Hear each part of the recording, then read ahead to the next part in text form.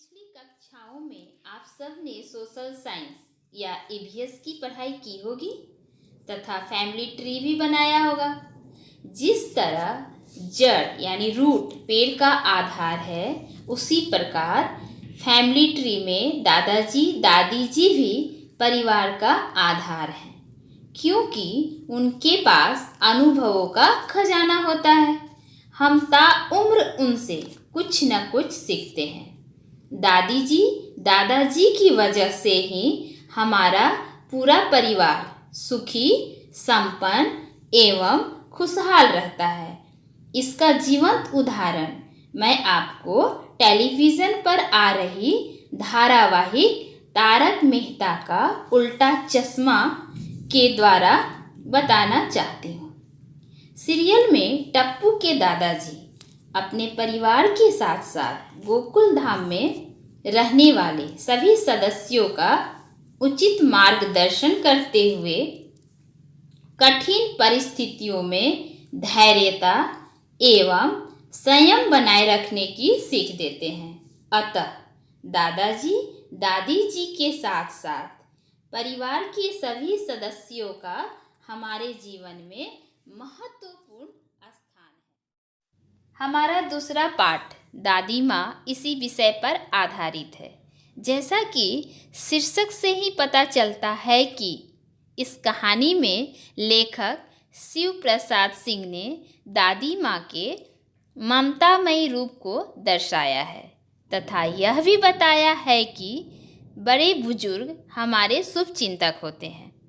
उनके द्वारा सिखाई गई बातें कदम कदम पर यानी पग पग पर हमारी सहायता करती हैं। वे सदा हमारा भला चाहते हैं तथा नैतिक शिक्षा पर आधारित कहानियाँ सुनाकर हमारा मार्गदर्शन भी करते हैं। दादी माँ पाठ में लेखक ने दादी माँ और उनसे जुड़ी घटनाओं को याद किया है। जब लेखक को यह पता चला कि दादी माँ इस दुनिया में नहीं है, तो लेखक की पुरानी यादें एक एक करके चलचित्र की भांति आँखों के सामने आने लगी। यहाँ लेखक ने हमें उन्हीं सारी बातों को बताया है, जैसे अपने बचपन की यादें, गंधपूर्ण तालाबों में कूदना, बीमार होने पर दादी का दिन रात सेवा करना, किशन भैया की शादी पर औरतों द्वारा गाए जाने वाले गीत तथा नाटक के समय चादर ओढ़कर सोना और पकड़े जाना, रामी चाची की घटना, पिताजी के कठिन समय में दादी द्वारा सोने के कंगन देना। इन सभी घटनाओं की यादों को साकार करके लेखक ने आगे अपने पाठ में आश्विन महीने के दिन और गांव के चारों ओर पानी ही पानी यानी बारिश का पानी तालाबों में भर जाता है। तालाबों में भरा कचरा सरकर गलने लगता है। झाग भरे पानी में नहाने का अलग ही मज़ा था, क्योंकि हर मौसम का अपना अलग ही आनंद होता है। जैसे गर्मी के मौसम में आम खाने का, तो सर्दी के मौसम में गुड़ खाने का, और कवार यानी आश्विन के महीने में झाग भरे पानी में नहाने का अलग ही मज़ा होता है। लेखक ने भी झाग भरे पानी में डुबकी लगाने का आनंद ले लिया और उन्हें बुखार लग गई। जब लेखक बीमार हुए तो दादी माँ ने लेखक की देख रेख में कोई कमी नहीं की। रात भर बैठकर पंखा झलना, बार बार उनके माथे पर और पेट पर पाँव को छूना, बुखार मालूम करना, चबूतरों की मिट्टी लाकर माथे पर लगाना, वैद्य की दवाइयाँ देना, उनके सलाह से खाने में जो मरीजों को दिया जाता है देना। इसके अलावा मरीज के कपड़े का साफ सफाई पर ध्यान रखना। ये सारा काम दादी माँ लेखक के लिए किया करती थी। दादी माँ घर के लोगों का ही नहीं बल्कि गांव के लोगों का भी ध्यान रखती थी। जब गांव में महामारी फैल जाता था जैसे महामारी क्या है?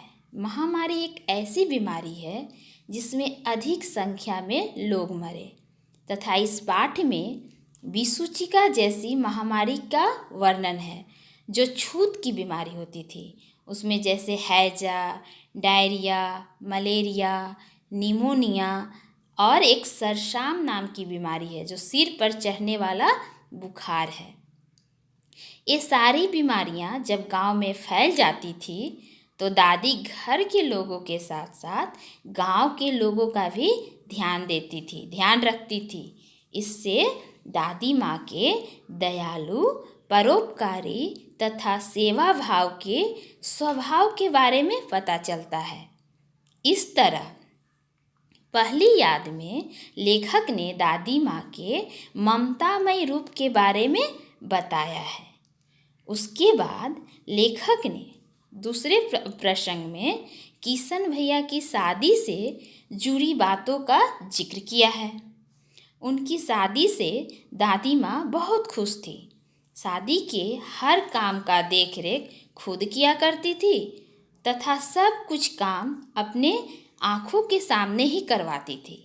कभी कभी किसी काम में इतना व्यस्त रहती थी कि गांव की औरतों को उनका इंतज़ार करना पड़ता था। लेखक ने बताया है कि दादी माँ शादी की तैयारी से खुश थी तथा हर काम का देखरेख खुद किया करती। अब लेखक दादी माँ के दूसरों के दुख में दुखी होने के गुणों के बारे में बताया है। रामू की चाची धन्नो को दादी माँ ने कुछ पैसे कर्ज के रूप में दिए थे। जब दादी माँ ने उससे पैसे वापस मांगा तो वह नहीं दे पा रही थी और कुछ और बहाने बना रही थी, जिसके कारण दादी ने उसे काफ़ी डांटा। लेकिन धन्नो को दादी की डांट से लेखक बचाना चाहा तो दादी ने उसे भी डांट लगा दिया। फिर दादी को पता चला कि धन्नो के बेटी की शादी है, इसलिए वह कर्ज नहीं चुका पा रही थी, तो उन्होंने उसका कर्ज ही माफ़ कर दिया और उसकी लड़की की विवाह में और पैसे देकर उसकी मदद की। इस प्रसंग से दादी माँ का परोपकारी एवं दयालु स्वभाव का पता चलता है। अगले प्रसंग में किशन भैया की शादी में लेखक जब बीमार हो गए तो दादी ने उन्हें उसी कमरे में सुला दिया जहाँ पुरुषों को जाना नहीं था। औरतें वहाँ पे गाना गाती थी तथा नाटक का अभिनय कर रही थी। लेखक को गाना बजाना सुनकर हंसी आ गई और यह राज यानी भेद खुल गया और औरतें उन्हें परेशान करने लगी। जब भेद खुल गया तो दादी माँ ने औरतों से उनकी रक्षा की। इस घटना के बाद लेखक को लगा कि दादी माँ के सामने अगर हम कोई भी अपराध कर दे तो वह छाया की तरह हमारी रक्षा करती है। उससे उन्हें अभयदान मिल जाता था। अब अभयदान क्या है? अभयदान का अर्थ है निर्भीकता प्राप्त हो जाना। यानी जब कोई भी बच्चा कुछ भी गलती करता है तो दादा दादी उसे उसकी गलतियों से बचाने के लिए हर तरह का प्रयास करते हैं।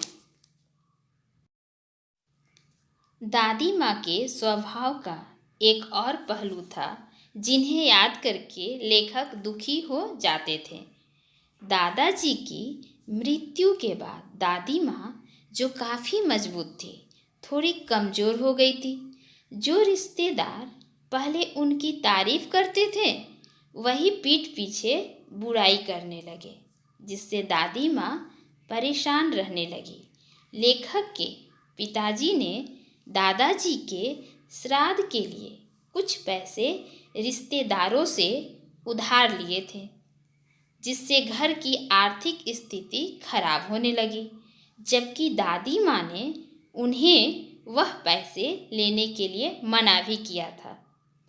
दादी माँ ने परिवार की भलाई के लिए माघ के महीने में, जिस समय ज़्यादा सर्दी पड़ती है, उस समय एक कमरे में संदूक के पास बैठकर दिया जलाकर भगवान से परिवार की आर्थिक परेशानी को दूर करने के लिए प्रार्थना की।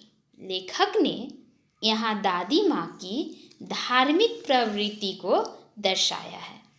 दादी ने अपने दुख को कभी किसी के सामने प्रकट नहीं किया, जाहिर नहीं किया, क्योंकि उन्हें दुखी देखकर परिवार के लोग भी दुखी हो जाते।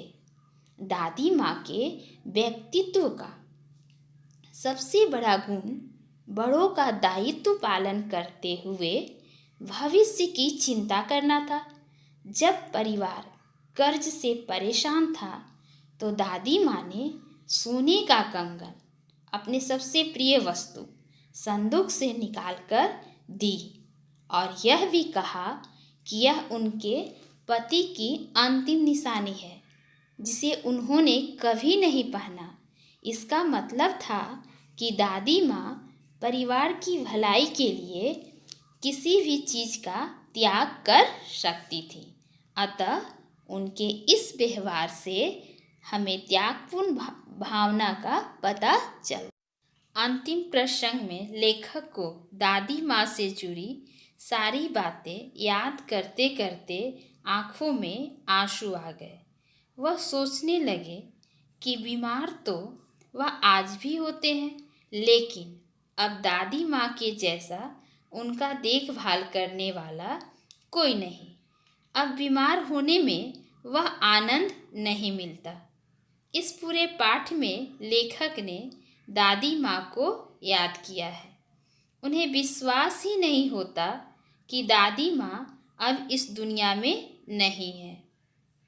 इस कहानी में लेखक और दादी माँ के बीच के लगाव को दर्शाया गया है। साथ ही साथ लेखक दादी माँ के व्यक्तित्व के हर पहलुओं को उजागर करते हुए यह भी बताना चाहा है कि दादाजी दादी जी हमेशा बच्चों का भला ही चाहते हैं।